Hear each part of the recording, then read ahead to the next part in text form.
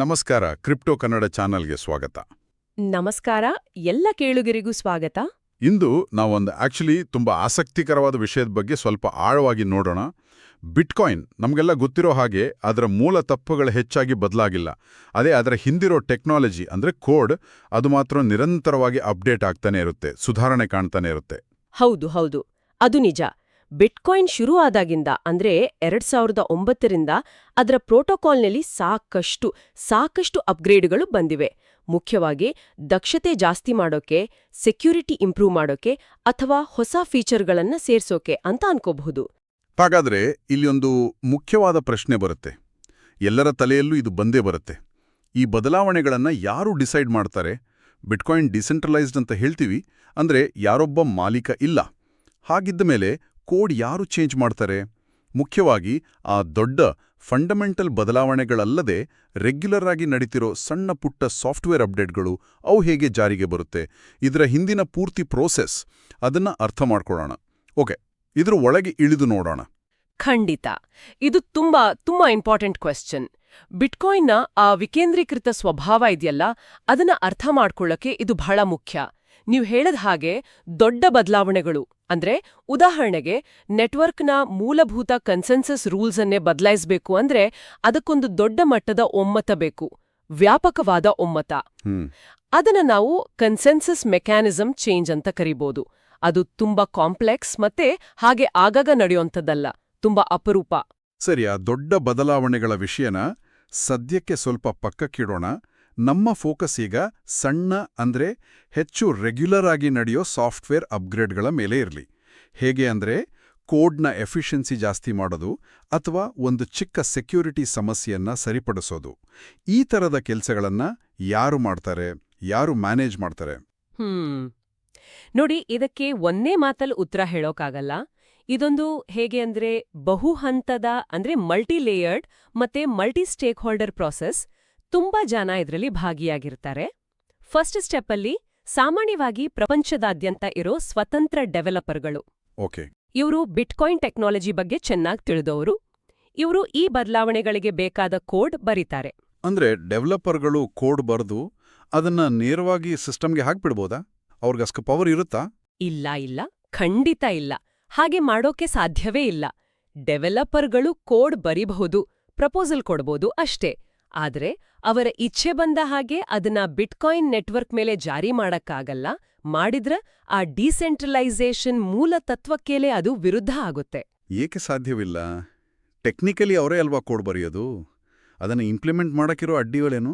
ಮುಖ್ಯವಾದ ಕಾರಣ, ಆ ಹೊಸ ಕೋಡ್ ಎಲ್ಲಿ ರನ್ ಆಗ್ಬೇಕು ಅಂತ ನಾವು ಯೋಚನೆ ಮಾಡಬೇಕು. ಅದು ಬರೀ ಡೆವಲಪರ್ಗಳ ಕಂಪ್ಯೂಟರ್ನಲ್ಲಿ ಅಲ್ಲ, ಅದು ಪ್ರಪಂಚದಾದ್ಯಂತ ಹರಡಿರೋ ಸಾವಿರಾರು, ಬಹುಶಃ ಲಕ್ಷಾಂತರ ಮೈನರ್ಗಳು ಅಂತಾರಲ್ಲ, ಮೈನರ್ಗಳು. ಹೌದು, ಮೈನರ್ಗಳ ಸಿಸ್ಟಮ್ ಮೇಲೆ ರನ್ ಆಗ್ಬೇಕು. ಈ ಮೈನರ್ಗಳು ಅಂದ್ರೆ ಯಾರು? ಅವರೇ ಬಿಟ್ಕಾಯಿನ್ ನೆಟ್ವರ್ಕ್ನ ಬ್ಯಾಕ್ಬೋನ್, ಬೆನ್ನೆಲುಬಿದ್ದ ಹಾಗೆ. ಅವರ ಪವರ್ಫುಲ್ ಕಂಪ್ಯೂಟರ್ಗಳು ದಿನದ 24 ಗಂಟೆ, ವಾರದ 7 ದಿನ, ವರ್ಷದ 365 ದಿನವೂ ಆ ಬಿಟ್ಕಾಯಿನ್ ಟ್ರಾನ್ಸಾಕ್ಷನ್ಗಳನ್ನ ವೆರಿಫೈ ಮಾಡೋದು, ಹೊಸ ಬ್ಲಾಕ್ಗಳನ್ನ ಕ್ರಿಯೇಟ್ ಮಾಡೋದು, ಈ ಕೆಲ್ಸದಲ್ಲಿರ್ತಾರೆ. ಹಾಗಾದ್ರೆ ಮೈನರ್ಗಳ ಪಾತ್ರ ಇಲ್ಲಿ ತುಂಬಾ ಮುಖ್ಯವಾಗುತ್ತೆ ಅಲ್ವಾ? ಅತ್ಯಂತ ಮುಖ್ಯ, ತುಂಬಾ ಮುಖ್ಯ. ಡೆವಲಪರ್ಗಳು ಪ್ರಪೋಸ್ ಮಾಡಿದ ಹೊಸ ಸಾಫ್ಟ್ವೇರ್ ವರ್ಷನ್ ಇದೆಯಲ್ಲ, ಅದು ಈ ಎಲ್ಲ ಮೈನರ್ಗಳ ಸಿಸ್ಟಮ್ ಜೊತೆ ಕಂಪ್ಯಾಟಿಬಲ್ ಆಗ್ಬೇಕು.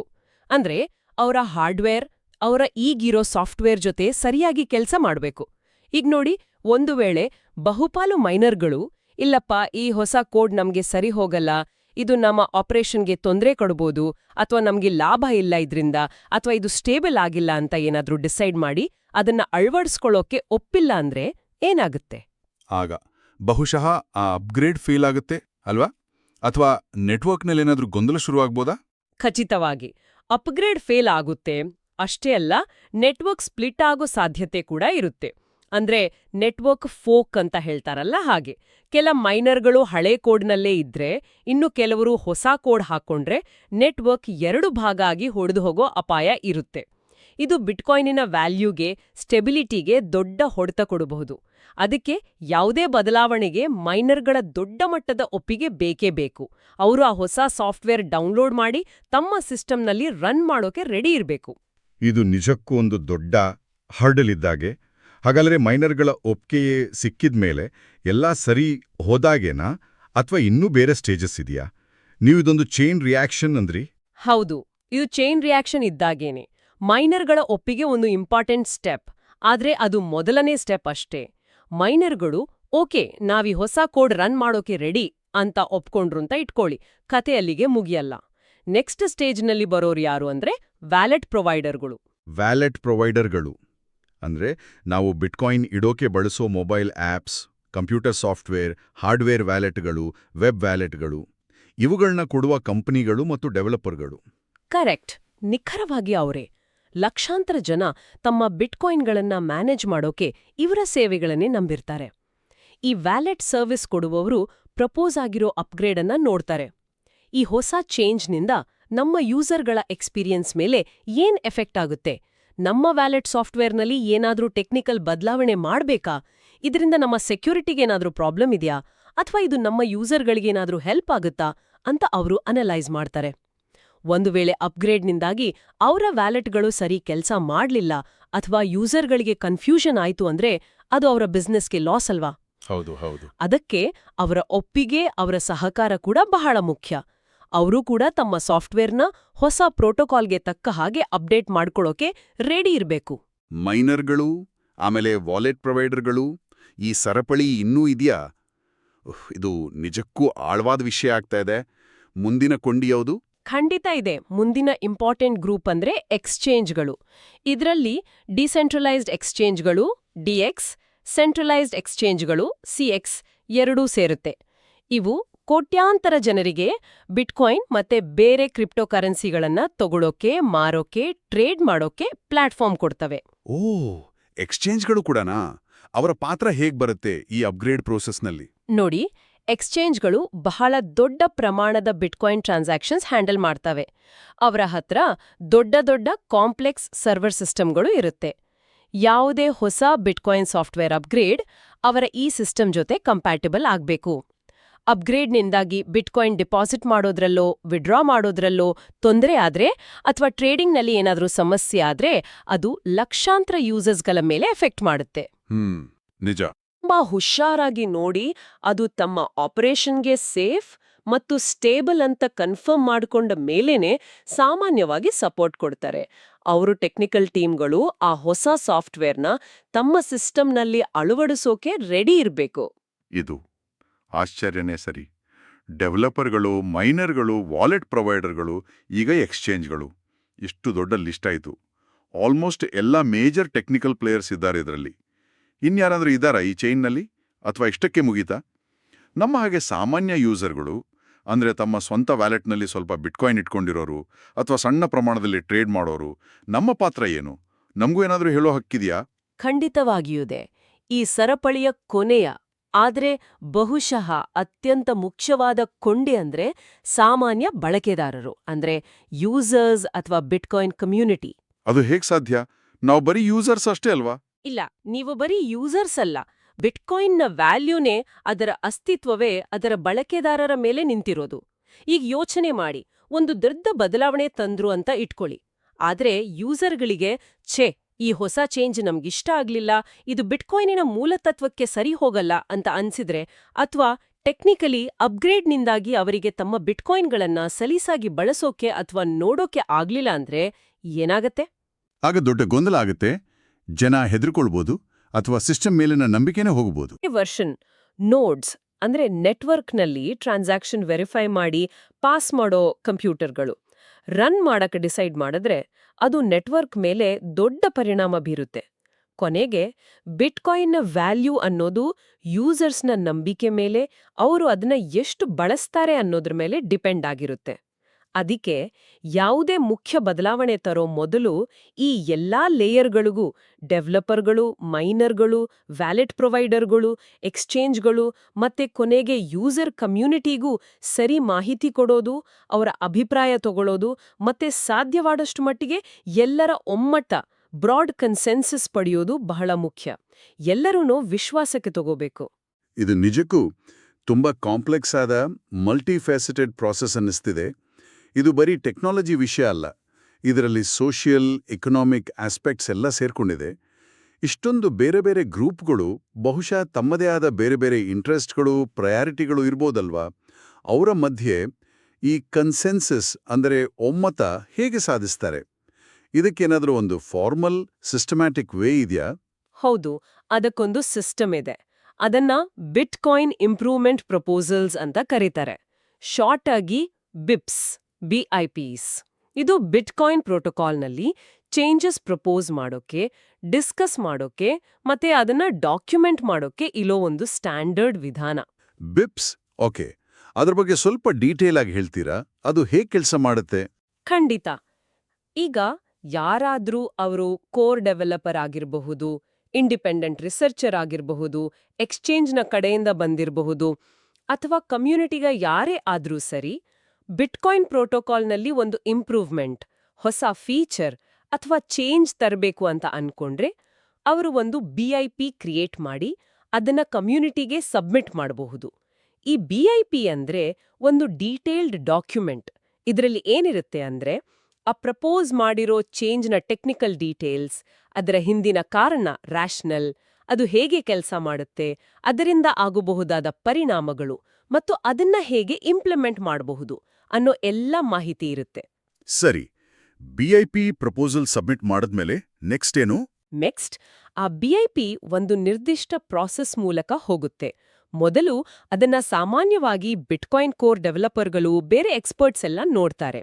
ಅದರ ಟೆಕ್ನಿಕಲ್ ಫೀಸಿಬಿಲಿಟಿ ಅಂದರೆ ತಾಂತ್ರಿಕವಾಗಿ ಸಾಧ್ಯನಾ, ಸೆಕ್ಯೂರಿಟಿ ಮೇಲೆ ಏನ್ ಎಫೆಕ್ಟ್ ಆಗುತ್ತೆ, ನೆಟ್ವರ್ಕ್ ಸ್ಟೆಬಿಲಿಟಿಗೇನಾದ್ರೂ ಪ್ರಾಬ್ಲಮ್ ಆಗತ್ತಾ, ಈಗಿರೋ ಸಿಸ್ಟಮ್ ಜೊತೆ ಹೇಗೆ ಹೊಂದಿಕೊಳ್ಳುತ್ತೆ, ಇದೆಲ್ಲವನ್ನೂ ಡೀಟೇಲ್ ಆಗಿ ನೋಡ್ತಾರೆ.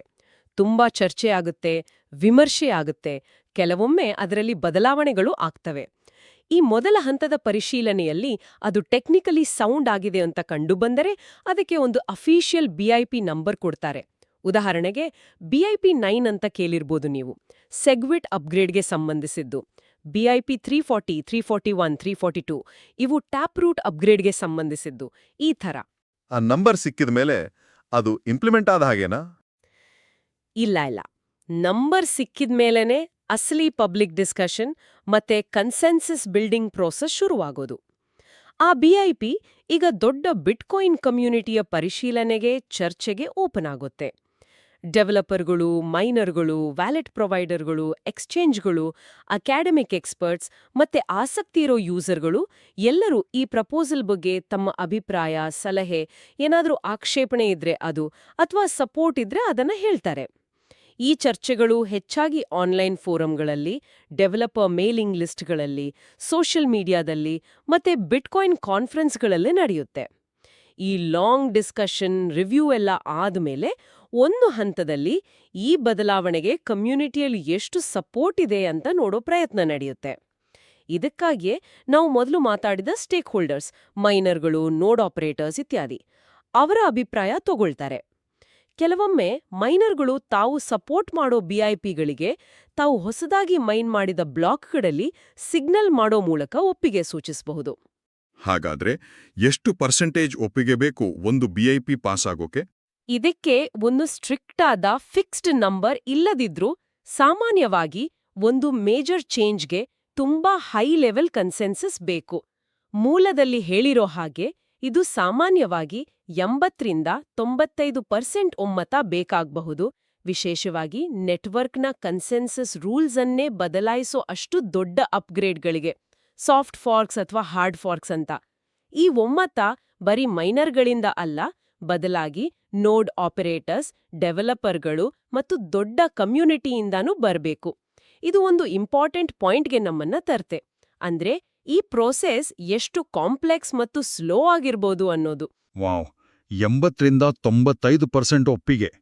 ಅಬ್ಬಾ, ಇಷ್ಟೊಂದು ಬೇರೆ ಬೇರೆ ಇಂಟ್ರೆಸ್ಟ್ ಇದೋ, ಪ್ರಪಂಚದಾದ್ಯಂತ ಹರಡಿರೋ ಅನಾಮಧೇಯ ವ್ಯಕ್ತಿಗಳು, ಗ್ರೂಪ್ಗಳಿಂದ ಇಷ್ಟು ದೊಡ್ಡ ಮಟ್ಟದ ಒಪ್ಪಿಗೆ ಪಡೆಯೋದು ಅಸಾಧ್ಯ ಅನ್ನೋ ಹಾಗೆ ಕೇಳಿಸುತ್ತೆ. ಇದು ಖಂಡಿತ ತುಂಬಾ ಟೈಮ್ ತಗೊಳ್ಳೋ ಚಾಲೆಂಜಿಂಗ್ ಪ್ರೋಸೆಸ್ ಆಗಿರಬೇಕು. ಹಾಗಾದ್ರೆ ಈ ಇಡೀ ಪ್ರೋಸೆಸ್ನ ಒಟ್ಟಾರೆ ಮಹತ್ವ ಏನು? ವಾಟ್ ಡಸ್ ಇಟ್ ಆಲ್ ಮೀನ್? ನೀವು ಹೇಳಿದ್ದು ಸರಿ. ಇದು ಸ್ಲೋ ಮತ್ತೆ ಚಾಲೆಂಜಿಂಗ್ ಪ್ರೊಸೆಸ್ ಹೌದು. ಆದ್ರೆ ಈ ವಿಕೇಂದ್ರೀಕೃತ ಒಮ್ಮತದ ಕಾರ್ಯವಿಧಾನ ಇದೆಯಲ್ಲ, ಡಿಸೆಂಟ್ರಲೈಸ್ಡ್ ಕನ್ಸೆನ್ಸಸ್ ಮೆಕ್ಯಾನಿಸಮ್, ಇದೇ ಬಿಟ್ಕಾಯಿನ್ನ ಒಂದು ದೊಡ್ಡ ಸ್ಟ್ರೆಂತ್. ಇದು ಕಳೆದ ಸುಮಾರು 15 ವರ್ಷಗಳಿಂದ ನಿರಂತರವಾಗಿ ಇವಾಲ್ವ್ ಆಗ್ತಾ ಬಂದಿದೆ. ಬಿಟ್ಕಾಯಿನ್ ಯಾವುದೇ ಸೆಂಟ್ರಲ್ ಅಥಾರಿಟಿ ಇಲ್ದೆ ಇಷ್ಟು ಸಕ್ಸಸ್ಫುಲ್ ಆಗಿ ರನ್ ಆಗೋಕೆ ಮತ್ತೆ ಸೇಫ್ ಆಗಿರೋಕೆ ಇದೇ ಕಾರಣ. ಯಾರೋ ಒಬ್ಬ ವ್ಯಕ್ತಿ ಅಥವಾ ಒಂದು ಗುಂಪು ತಮಗಿಷ್ಟ ಬಂದಾಗೆ ರೂಲ್ಸ್ ಚೇಂಜ್ ಮಾಡೋಕೆ ಆಗಲ್ಲ. ಪ್ರತಿಯೊಂದು ಚೇಂಜ್ನೂ ತುಂಬಾನೇ ಕೇರ್ಫುಲ್ ಆಗಿ ನೋಡ್ತಾರೆ, ಎಲ್ಲರೂ ಡಿಸ್ಕಸ್ ಮಾಡ್ತಾರೆ, ಮತ್ತೆ ಆಲ್ಮೋಸ್ಟ್ ಎಲ್ಲ ಇಂಪಾರ್ಟೆಂಟ್ ಸ್ಟೇಕ್ ಹೋಲ್ಡರ್ಸ್ ಓಕೆ ಅಂದ ಮೇಲ್ನೆ ಅದನ್ನ ಇಂಪ್ಲಿಮೆಂಟ್ ಮಾಡೋದು. ಇದು ನೆಟ್ವರ್ಕ್ನ ಸ್ಟೆಬಿಲಿಟಿ ಮತ್ತೆ ಸೆಕ್ಯೂರಿಟಿಯನ್ನ ಕಾಪಾಡುತ್ತೆ. ಇಲ್ಲಿ ಇಂಟ್ರೆಸ್ಟಿಂಗ್ ವಿಷಯ ಏನಂದ್ರೆ, ಈ ಸಿಸ್ಟಮ್ ಒಂದು ಸೂಕ್ಷ್ಮವಾದ ಬ್ಯಾಲೆನ್ಸ್ ಮೇಂಟೈನ್ ಮಾಡೋಕೆ ಟ್ರೈ ಮಾಡುತ್ತೆ. ಒಂದ್ ಕಡೆ ಇದು ಬಿಟ್ಕಾಯಿನ್ ನೆಟ್ವರ್ಕ್ ಸಮಯದ ಜೊತೆ ಬದಲಾಗೋಕೆ, ಹೊಸ ಟೆಕ್ನಾಲಜಿ ಅಳವಡಿಸ್ಕೊಳ್ಳೋಕೆ, ಎಫಿಷಿಯನ್ಸಿ ಜಾಸ್ತಿ ಮಾಡ್ಕೊಳ್ಳೋಕೆ ಅವಕಾಶ ಕೊಡುತ್ತೆ. ಇನ್ನೊಂದು ಕಡೆ ಇದು ತರಾತುರಿಯ, ಸರಿ ಪರಿಶೀಲನೆ ಮಾಡದ ಅಥವಾ ಕಾಂಟ್ರವರ್ಷಿಯಲ್ ಚೇಂಜಸ್ನಿಂದ ನೆಟ್ವರ್ಕ್ನ ಪ್ರೊಟೆಕ್ಟ್ ಮಾಡುತ್ತೆ. ಸ್ಟೆಬಿಲಿಟಿ ಮತ್ತೆ ಸೆಕ್ಯೂರಿಟಿಗೆ ಫಸ್ಟ್ ಪ್ರಯಾರಿಟಿ. ಇದು ನಿಜಕ್ಕೂ ಒಂದು ಅದ್ಭುತವಾದ ಯುನೀಕ್ ಆದ ಗವರ್ನೆನ್ಸ್ ಮಾಡೆಲ್ ಅನ್ನಿಸ್ತಿದೆ. ಬಿಟ್ಕಾಯಿನ್ ಅಪ್ಗ್ರೇಡ್ಗಳ ಹಿಂದಿನ ಈ ಕೋಆಪರೇಟಿವ್, ಮಲ್ಟಿ ಸ್ಟೇಜ್ ಮತ್ತು ಡಿಸೆಂಟ್ರಲೈಸ್ ಪ್ರಾಸೆಸ್ ಬಗ್ಗೆ ತಿಳಿದಿದ್ದು ನಮ್ಮ ಅರಿವನ್ನ ಖಂಡಿತ ಹೆಚ್ಚಿಸಿದೆ. ಇದು ಬರೀ ಕೋಡ್ ಬರೆಯೋ ಟೆಕ್ನಿಕಲ್ ಕೆಲಸ ಅಲ್ಲ, ಇದು ಒಂದು ಕಾಂಪ್ಲೆಕ್ಸ್ ಆದ ಸೋಷಿಯಲ್, ಎಕನಾಮಿಕ್ ಮತ್ತು ಟೆಕ್ನಿಕಲ್ ಕನ್ಸೆನ್ಸಸ್ ಬಿಲ್ಡಿಂಗ್ ಪ್ರಾಸೆಸ್. ಹೌದು, ಖಂಡಿತ. ಇದು ಡಿಸೆಂಟ್ರಲೈಸೇಷನ್ನ ನಿಜವಾದ ಸಾರವನ್ನ ತೋರಿಸುತ್ತೆ. ಇಲ್ಲಿ ಪವರ್ ಒಂದೇ ಕಡೆ ಕಾನ್ಸಂಟ್ರೇಟ್ ಆಗಿಲ್ಲ, ಬದಲಾಗಿ ಅದು ಡೆವಲಪರ್ಗಳು, ಮೈನರ್ಗಳು, ಎಕ್ಸ್ಚೇಂಜ್ಗಳು, ವ್ಯಾಲೆಟ್ ಪ್ರೊವೈಡರ್ಗಳು, ನೋಡ್ ಆಪರೇಟರ್ಸ್ ಮತ್ತೆ ಕೊನೆಗೆ ಯೂಸರ್ಗಳ ಮಧ್ಯ ಹಂಚಿ ಹೋಗಿದೆ.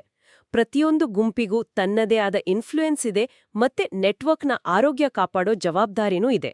ಈ ಬ್ಯಾಲೆನ್ಸ್ ಇದೆಯಲ್ಲ, ಅದೇ ಬಿಟ್ಕಾಯಿನ್ನ ಲಾಂಗ್ ಟರ್ಮ್ ಸಕ್ಸಸ್ಗೆ ಕಾರಣ ಇರ್ಬೋದು. ಓಕೆ, ಈ ಆಳವಾದ ಚರ್ಚೆಯನ್ನ ಮುಗಿಸೋ ಮೊದಲು ನಮ್ಮ ಕೇಳುಗರು ಸ್ವಲ್ಪ ಯೋಚನೆ ಮಾಡೋ ಹಾಗೆ ಒಂದು ಪ್ರಶ್ನೆ ಕೇಳೋಣವೆ. ಈಗ ನೋಡಿ, ಇಷ್ಟೊಂದು ಇಂಡಿಪೆಂಡೆಂಟ್ ಪಾರ್ಟಿಗಳು ಬಹುಶಃ ಅವರವರದೇ ಆದ ಬೇರೆ ಬೇರೆ, ಕೆಲವೊಮ್ಮೆ ವಿರುದ್ಧವಾದ ಇಂಟ್ರೆಸ್ಟ್ಗಳಿರ್ಬೋದು. ಅವರೆಲ್ಲರೂ ಒಂದು ಚೇಂಜ್ ತರೋಕೆ ಇಷ್ಟು ಕಾಂಪ್ಲೆಕ್ಸ್, ಟೈಮ್ ಕನ್ಸ್ಯೂಮಿಂಗ್ ಮತ್ತೆ ಹೈ ಕನ್ಸೆನ್ಸಸ್ ಬೇಕಾಗಿರೋ ಪ್ರೋಸೆಸ್ ಫಾಲೋ ಮಾಡಬೇಕಾದ್ರೆ ಬೇರೆ ಹೆಚ್ಚು ಸೆಂಟ್ರಲೈಸ್ಡ್ ಆಗಿ ಕಂಟ್ರೋಲ್ ಆಗೋ ಸಿಸ್ಟಮ್ಗಳಿಗೆ, ಉದಾಹರಣೆಗೆ ಒಂದು ದೊಡ್ಡ ಟೆಕ್ ಕಂಪನಿ ಮ್ಯಾನೇಜ್ ಮಾಡೋ ಸಾಫ್ಟ್ವೇರ್ ಅಥವಾ ಪ್ಲಾಟ್ಫಾರ್ಮ್ ಹೋಲಿಸಿದ್ರೆ, ಬಿಟ್ಕಾಯಿನ್ ಹೊಸತನವನ್ನ ಅಳವಡಿಸಿಕೊಳ್ಳೋ ಅಥವಾ ಬದಲಾವಣೆಗಳಿಗೆ ಹೊಂದಿಕೊಳ್ಳೋ ವೇಗದ ಮೇಲೆ ಇದು ಹೇಗೆ ಪರಿಣಾಮ ಬೀರ್ಬೋದು? ಈ ಸ್ಲೋ ಕನ್ಸೆನ್ಸಸ್ ಪ್ರೋಸೆಸ್ ಬಿಟ್ಕಾಯಿನ್ನ ಲಾಂಗ್ ಟರ್ಮ್ ಪ್ರೋಗ್ರೆಸ್ಗೆ ಒಂದು ಶಕ್ತಿನ ಅಥವಾ ಅಡ್ಡಿನ? ಅಥವಾ ಇದು ಎರಡೂ ಆಗಿದ್ದು ಒಂದು ಅನಿವಾರ್ಯವಾದ ಕಾಂಪ್ರಮೈಸ್ ಅಷ್ಟೇನಾ? ಇದು ಖಂಡಿತವಾಗಿಯೂ ತುಂಬಾ ಆಳವಾಗಿ ಯೋಚನೆ ಮಾಡಬೇಕಾದ ವಿಷಯ. ವಿಕೇಂದ್ರೀಕರಣ, ಭದ್ರತೆ ಮತ್ತು ಸ್ಥಿರತೆಗೋಸ್ಕರ ವೇಗವನ್ನ ಕಳ್ಕೊಳ್ಳಲಾಗಿದೆಯಾ, ಅಥವಾ ಈ ನಿಧಾನಗತಿಯೇ ಅದರ ನಿಜವಾದ ರೆಸಿಲಿಯನ್ಸ್ಗೆ ಕಾರಣನ? ಇದಕ್ಕೆ ಒಂದು ಕಟಂಡ್ರೆ ಆನ್ಸರ್ ಇಲ್ಲ. ಇದು ಯಾವಾಗಲೂ ನಡೀತಿರೋ ಚರ್ಚೆ. ಕ್ರಿಪ್ಟೋ ಕನ್ನಡ ಚಾನೆಲ್ನಲ್ಲಿ ಬಿಟ್ಕಾಯಿನ್ ನೆಟ್ವರ್ಕ್ನ ಅಪ್ಗ್ರೇಡ್ ಪ್ರೋಸೆಸ್ಗಳ ಕುರಿತಾದ ಈ ಆಳವಾದ ವಿಶ್ಲೇಷಣೆಯಲ್ಲಿ ನಮ್ಮೊಂದಿಗೆ ಭಾಗವಹಿಸಿದ್ದಕ್ಕಾಗಿ ತಮಗೆ ತುಂಬಾ ಧನ್ಯವಾದಗಳು. ಕೇಳುಗರಿಗೂ ಧನ್ಯವಾದಗಳು. ಮುಂದಿನ ಚರ್ಚೆಯಲ್ಲಿ ಮತ್ತೆ ಸಿಗೋಣ.